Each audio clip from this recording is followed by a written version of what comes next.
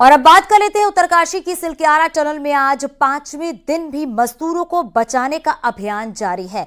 40 मजदूर अब भी टनल के अंदर फंसे हुए हैं। रेस्क्यू के लिए बेहद मुश्किलें भी आ रही हैं और अब नई मशीन मंगाई गई है। नई मशीन से रेस्क्यू चलाया जाएगा और दिल्ली से लाई गई American Agar boring machine site पर पहुंच गई है। और सूत्रों की माने तो मशीन को रात में ही इंस्टॉल कर दिया गया है और आज से बोरिंग का काम जो है वो शुरू हो सकता है। तो जिस पाइप से ऑक्सीजन भेजी जा रही है उसी पाइप के साथ ही एक 6 इंच का दूसरा पाइप डालने की कोशिश की जा रही है और इस नई पाइप से मजदूरों तक खाना पहुंचाया जाएगा। नई पाइप का ये प्रयोग सफल रहा तो उसके जरिए दूसरी तरफ वॉकी टॉकी भी भेजा जाएगा जिससे मजदूरों से साफ बात संभव हो सके। और वहीं झारखंड सरकार ने अपने 3 IAS उत्तरकाशी भेजे हैं और टनल बना रही कंपनी ने उनकी मजदूरों से बात भी कराई है। कंपनी के मुताबिक सभी मजदूर जो हैं वो सकुशल बताए जा रहे हैं।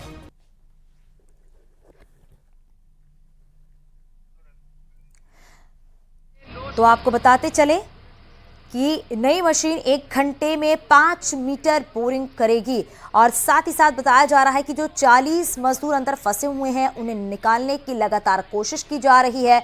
और आज टनल रेस्क्यू ऑपरेशन का 5वां दिन है। जो नई मशीन मंगाई गई है उसे रात में ही इंस्टॉल कर दिया गया है।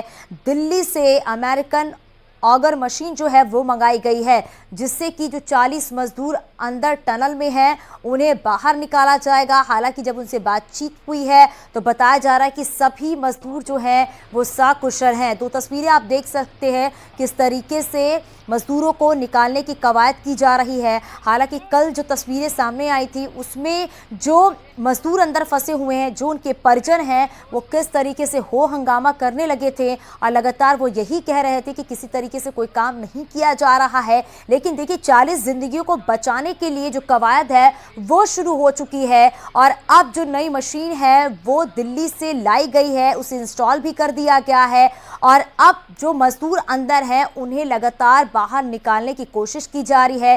रेस्क्यू लगातार जारी है। तो आज से बोरिंग का जो काम है वो शुरू होगा जिससे कि जल्द से जल्द उन सभी की जिंदगियां जो हैं बचाई जा सके।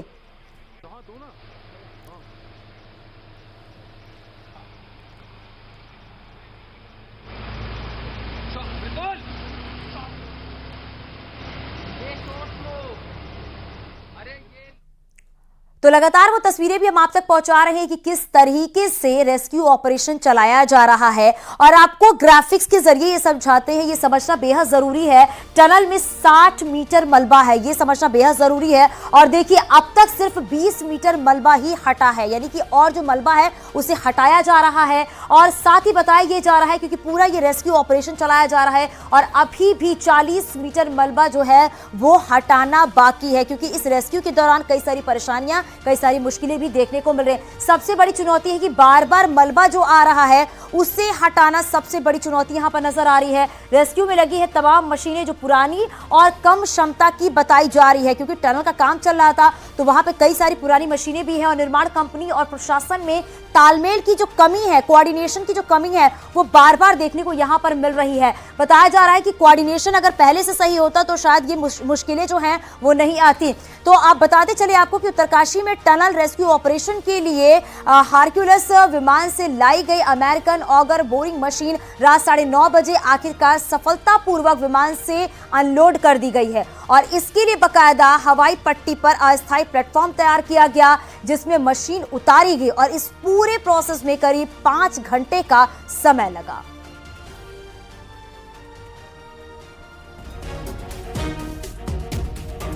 तो सफलतापूर्वक विमान से अनलोड की गई मशीन, उस वक्त की भी तस्वीरें आप देख रही हैं और टनल बोरिंग के लिए जो मशीन लाई गई है उसे इंस्टॉल किया गया। बताया जा रहा कि 5 घंटे का समय लगा लेकिन अब जो बोरिंग का काम है वो शुरू हो जाएगा ताकि जल्द से जल्द उन 40 जिंदगियों को बचाया जा सके जो कि 40 मजदूर अंदर फंसे हुए हैं। हालांकि उनसे बातचीत भी की जा रही है। बताया जा रहा है कि जो अंदर मजदूर फंसे हुए हैं वो पूरी तरीके से सुरक्षित है और ऑक्सीजन उन्हें पहुंचाया जा रहा है, पाइप के जरिए उन्हें खाना पहुंचाया जा रहा है ताकि वो किसी भी तरीके से अंदर परेशान ना हो, लेकिन उन्हें बचाने की पूरी कवायद जो है वो देखी जा सकती है। पहले जो मशीन लाई गई थी वो बताया जा रहा है कि खराब हो गई थी, और अब जो नई मशीन लाई गई है उसे इंस्टॉल कर लिया गया है, और अब जो बोरिंग का काम है वो आज से शुरू हो जाएगा, ताकि जल्द से जल्द उन सभी मजदूरों को बाहर निकाला जाए। क्योंकि आज रेस्क्यू का 5वां दिन है, यानी कि 5 दिन हो चुके हैं, 39 मजदूरों को बचाना है। और लगातार देखा जा रहा है जो सबसे बड़ी चुनौती सामने आ रही है वो मलबा बार बार आने की वजह से सबसे बड़ी चुनौती जो है वो प्रशासन को देखने को मिल रही है।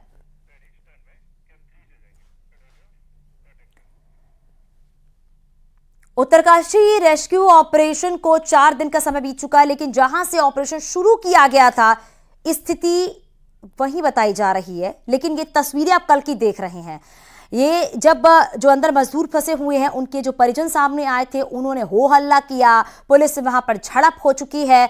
परिजनों का यह कहना था कि 4 दिन हो चुके हैं, जस के तस काम पड़े हुए हैं, स्थितियां वही देखने को मिल रही है। और ऐसे में घटनास्थल पर जब परिजन पहुंचे हुए तो उनका धैर्य भी जवाब देने लगा था, जिसको लेकर साथी मजदूरों और परिजनों में जमकर हंगामा देखने को मिला। मौके पर मौजूद रेस्क्यू ऑपरेशन में जुटे कर्मचारियों, एनडीआरएफ, एसडीआरएफ के लोगों से धक्का मुक्की भी देखने को मिली थी। परिजनों का कहना है कि एजेंसियां सिर्फ दिखावा कर रही हैं और मौके पर कुछ भी काम नहीं हो रहा है। लेकिन ये तस्वीरें कल की आप देख रहे हैं, लेकिन अब क्या है, दिल्ली से वो मशीनें जो है वो मंगा ली गई हैं, उन्हें इंस्टॉल कर दिया गया, 5 घंटे का वक्त भी लगा है, और अब जो बोरिंग का काम है वो शुरू हो जाएगा, ताकि जल्द से जल्द 39 जिंदगियों को बचाया जा सके। तस्वीरें लगातार हम आपको दिखा रहे हैं, और हमारे सहयोगी सुनील नौप्रभात हमारे साथ जुड़ गए हैं, जो कि ग्राउंड जीरो पर मौजूद है, और आज 5वां दिन है। सुनील, क्या अपडेट है आपके पास?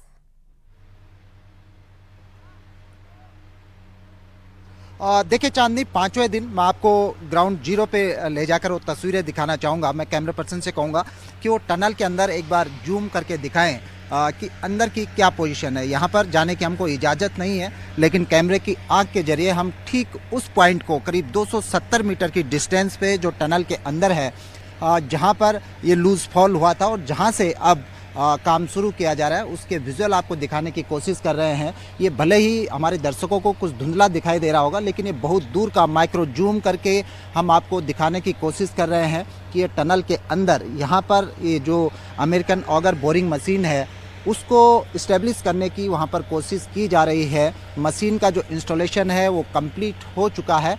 अभी आप देखिए कि ये जो ट्रक एक बाहर आ रहा है, ये कुछ मटेरियल लेकर अंदर गया था, और अब मैं आपको वो पाइप भी दिखाने की कोशिश करूँगा। मैं कैमरा पर्सन राकेश रावत से कहूँगा कि एक बार और माइक्रो जूम करके दिखाएं। ये आपको एक पाइप इसमें दिख रहा होगा। ये पाइप कल से इंस्टॉल किया जाना इसका शुरुआत हुई। जो पहले जिस पाइप से, जिस पानी के नल से पहले ऑक्सीजन से लेकर पानी और हल्का फुल्का फूड मटेरियल पास किया जा रहा था, उसकी जगह अब 125 मिलीमीटर व्यास का ये पाइप अब उस मलबे में आगे बोर किया जा रहा है। कल रात तक हमें बताया गया था कि करीब 33 मीटर की डिस्टेंस ये पाइप क्रॉस कर चुका है। दूसरी साइड जो श्रमिक हैं उनसे जब बातचीत हुई तो उनको ड्रिल की आवाज़ सुनाई दे रही थी।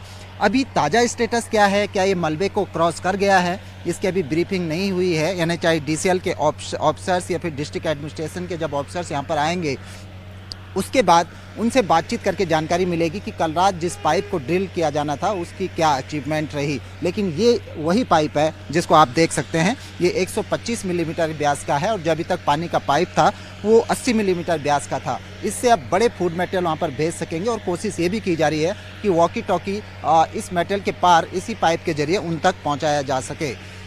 जो अमेरिकन ऑगर जो बोरिंग मशीन है वो जो हमें जानकारी दी गई है कि उसका इंस्टॉलेशन का काम कंप्लीट हो चुका है, लेकिन अभी भी उसके जो ब्लेड हैं वो टनल के बाहर अभी मौजूद हैं। यानी कि अभी ये ट्रक अंदर जाएगा, उसकी ब्लेड अंदर लेके जाएगा, ब्लेड उस पर इंस्टॉल की जाएगी, और उसके बाद बोरिंग का काम वहाँ से शुरू हो जाएगा। आज सबकी उम्मीदें पूरे देश की, उन तमाम लोगों की जिनके परिजन यहाँ पर फंसे हुए हैं, और जो लोग यहाँ पर आए हैं, जो तमाम एजेंसियाँ, चाहे केंद्र सरकार की हो, स्टेट गवर्नमेंट की हो, पिछले 4 दिन से यहाँ पर दिन रात डटी हुई हैं। सुनील, क्योंकि आप ग्राउंड जीरो पर मौजूद हैं, तो सर आप ये भी बताइएगा कि जो अमेरिकन ऑगर मशीन लाई गई है उससे जो उसका काम शुरू होना है वो और कितना वक्त लगेगा? क्योंकि अभी आपने बताया है कि वो मशीन बाहर है, उसके ब्लेड बाहर हैं, तो कितना वक्त लगेगा जब इस बोरिंग का काम शुरू हो जाएगा?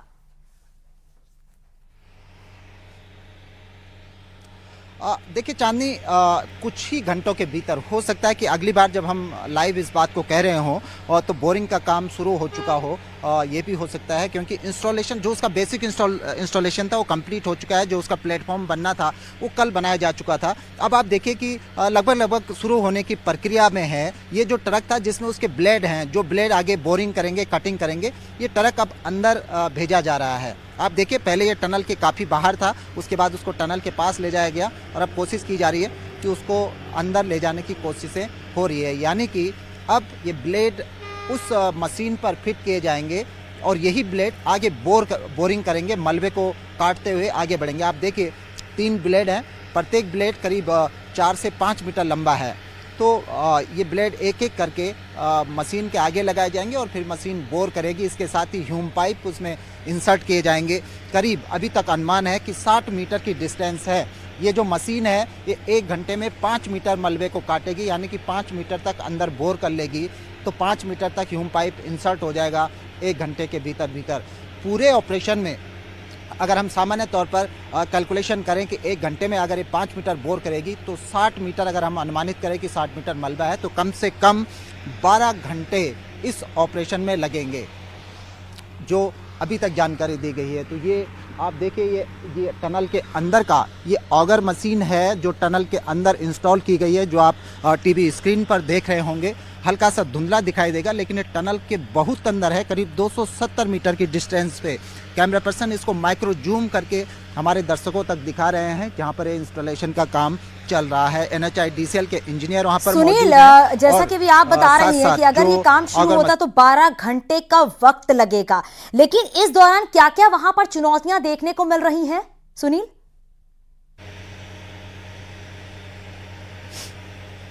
देखिए चुनौतियां, सबसे बड़ी जो चुनौती यहाँ पर रेस्क्यू एजेंसियों के सामने है वो चुनौती है कि टनल के अंदर जो कैविटी बन चुकी है, जो मलबा वहाँ पर है, ये टेलकम पाउडर टाइप का मलबा है, बेहद बारीक मलबा है। जब मलबे को लेकर ट्रक बाहर आते हैं तो ऐसा लगता है कि ये सीमेंट का बूरा है।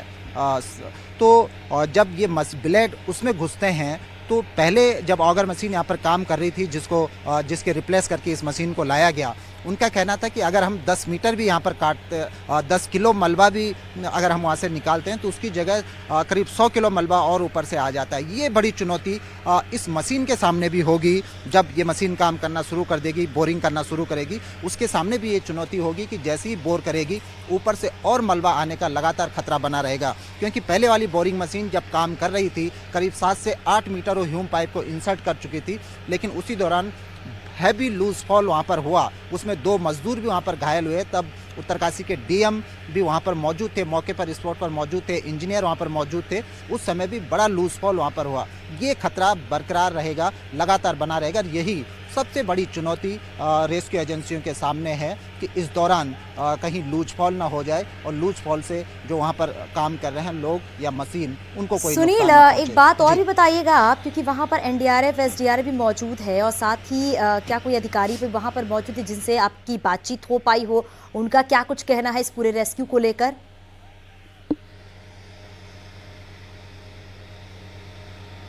देखिए इस रेस्क्यू को लेकर सभी संवेदनशील हैं। आपने देखा कि मुख्यमंत्री से लेकर प्रधानमंत्री तक डायरेक्ट इस ऑपरेशन पर नज़र बनाए हुए हैं। मुख्यमंत्री कल इंदौर दौरे पर थे, वहां चुनाव प्रचार में गए हैं, लेकिन उनकी पूरी नज़र उत्तराखंड पर और खासकर ऑपरेशन पर बनी रही। वो लगातार गढ़वाल कमिश्नर से लेकर IG से लेकर रेस्क्यू एजेंसियों से मुख्यमंत्री लगातार बातचीत करते रहे, उनकी हौसला अफजाई करते रहे कि हमको हर हाल में इस ऑपरेशन को सक्सेस करना है। और उसका इम्पैक्ट हमने खुद ग्राउंड जीरो पर भी देखा कि सुबह से जो अधिकारी यहाँ पर गायब थे मुख्यमंत्री के दिशा निर्देश के बाद, कल हमने देखा कि यहाँ पर बहुत तेज़ी के साथ जो सुरक्षा रेस्क्यू एजेंसियाँ हैं उन्होंने यहाँ पर काम करना शुरू किया था, ऑफिशियल यहाँ पर पहुँचे थे। तो चुनौतियाँ तो अपनी जगह है ही। ITBP से लेकर SDRF से लेकर बंगाल इंजीनियर के लोग यहाँ पर हैं, रेलवे विकास निगम के इंजीनियर यहाँ पर हैं, एक्सपर्ट एजेंसियों के तमाम लोग यहाँ पर मौजूद हैं। और जो मशीन यहाँ पर मंगाई गई है उसके बारे में ये जानकारी दी गई है कि ये अत्याधुनिक मशीन है, जो बोरिंग में एक्सपर्ट है, उसके ब्लेड हैवी ब्लेड हैं। अगर कोई चट्टान भी आती है तो उन चट्टानों को भी काटने में सक्षम है। लेकिन अब प्रैक्टिकली जब मशीन काम करना शुरू करेगी उसके बाद जब जानकारी बाहर आएगी कि क्या कुछ अचीवमेंट्स अभी तक रहे, क्योंकि जो लोग अंदर फंसे हुए हैं उनके परिजन भी यहाँ पर पहुँचे हैं, उनकी भी सिर्फ और सिर्फ एक ही उम्मीद है कि कुछ ऐसी सूचना आए जिससे उनकी उम्मीदें बरकरार रहे कि बोरिंग शुरू हो चुकी है, सफलतापूर्वक बोरिंग हो रही है। और हम लोग भी इसी बात का इंतजार कर रहे हैं कि हम अपने व्यूअर्स को, अपने दर्शक को कुछ अच्छी सूचना इस ऑपरेशन के जरिए उन तक पहुंचाएं। बिल्कुल सुनील, और ये भी है क्योंकि जिस तरीके से बोरिंग का काम अभी शुरू नहीं हुआ है, थोड़ी देर के बाद ये काम शुरू होगा, लेकिन चुनौतियां नजर तो आ ही रही है। लेकिन सबसे बड़ी बात ये हो जाती है कि 40 जिंदगियों को बचाना है, उसके लिए जो कवायद है वो देखी जा सकती है कि किस तरीके से कवायद की जा रही है। सुनील, जरा ये भी बताइएगा, जो अंदर 40 मजदूर है उनसे कोई कांटेक्ट हो पाया है, उनसे कोई बातचीत हो पाई है?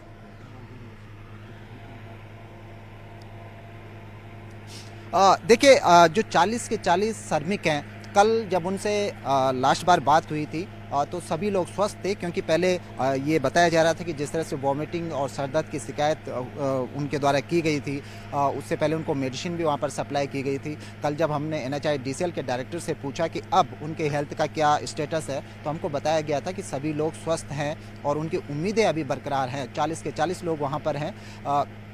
चुनौती अपने आप में चांदनी, सबसे बड़ी चुनौती जो हमने जिक्र किया ही, खतरा ये भी है कि जिस तरह से आज अर्थक्वेक उत्तरकाशी में आया 3.1 तीव्रता का रात 2 बजे, इस तरह के अर्थक्वेक ऐसे ऑपरेशन में बेहद खतरनाक हो सकते हैं, क्योंकि टनल के अंदर 40 से 50 मीटर एरिया में पूरी कैविटी बनी हुई है। और अगर मैं आपको टनल के ऊपरी हिस्से को दिखाऊं, जिससे आप थोड़ा इसकी गंभीरता को हमारे दर्शक समझ सके, मैं कैमरा पर्सन से कहूँगा कि एक बार वो टनल के ऊपरी हिस्से को दिखाएं कि कितना भारी भरकम खड़ा पहाड़ ये है।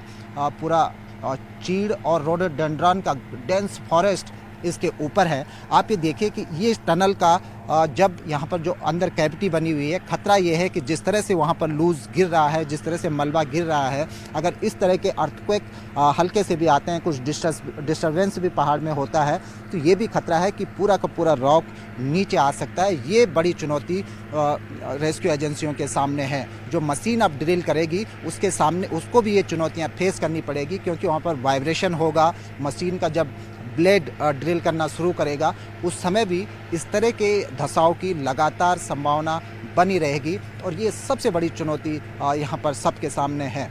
जी बिल्कुल सुनील, लगातार तस्वीरें आप पहुंचा रहे हैं, ग्राउंड जीरो पर आप मौजूद हैं और एक एक तस्वीर किस तरीके से दर्शक देख रहे हैं। हालांकि ये भी है कि अब से थोड़ी देर के बाद जो बोरिंग का काम है वो शुरू हो जाएगा, लेकिन चुनौतियां कई सारी यहां पर देखने को मिल रही हैं और उम्मीद यही की जा रही है कि जो 40 जिंदगियां हैं वो जल्द से जल्द उनकी जिंदगी बचाई जा सके।